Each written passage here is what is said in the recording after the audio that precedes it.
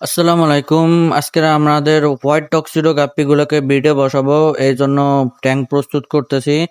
এই যে ট্যাঙ্কটা দেখতেছেন, এই ট্যাঙ্কে আগে মাছ ছিল, এই কারণে ট্যাঙ্কের নিচে অনেক পরিমাণে ময়লা জমে আছে। পাইপ দিয়ে আমরা তলের ময়লাটাকে পরিষ্কার করে ফেলাছি। সম্পূর্ণ পানি পরিবর্তন করবো না, পানিটা পুরাতন, ব্রিডের জন্য উপযুক্ত। এই যে পাশেই আমাদের হোয়াইট টক্সিডো গাপ্পির ফিমেল রাখা আছে। আমরা ফিমেল গুলো আলাদা রাখি আর মেল গুলো আলাদা রাখি।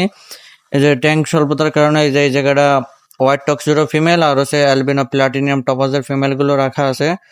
এখান থেকে ভালো কোয়ালিটির ফিমেল গুলো বাছাই করে তারপর আমরা এখান থেকে ব্রিড করাবো। আর সিলেক্টিভ ব্রিড করাইলে হয় কি, এই যে পরবর্তী জেনারেশন বা ব্রিডটা ভালো হয় এবং ভালো ব্লাড লাইনটা ধরে রাখা যায়। পিওর ব্লাডের মাছ সবসময় পাওয়া যায় না, আমরা চেষ্টা করি ব্লাড লাইনটা পিওর রাখার জন্য।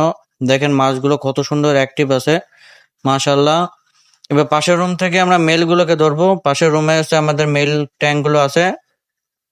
এই যে এখানে রেড ড্রাগনের মেল আছে, অ্যালবিনো প্লাটিনিয়াম টপাস, আর হচ্ছে এখানে হোয়াইট টক্সিডের মেল গুলো রাখা আছে।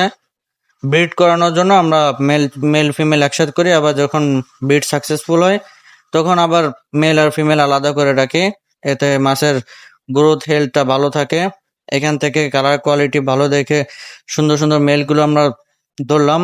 এই যে এগুলোকে যে ট্যাঙ্কে নিয়ে আসলাম। এখন মেল ফিমেল একসাথে ছেড়ে দেব।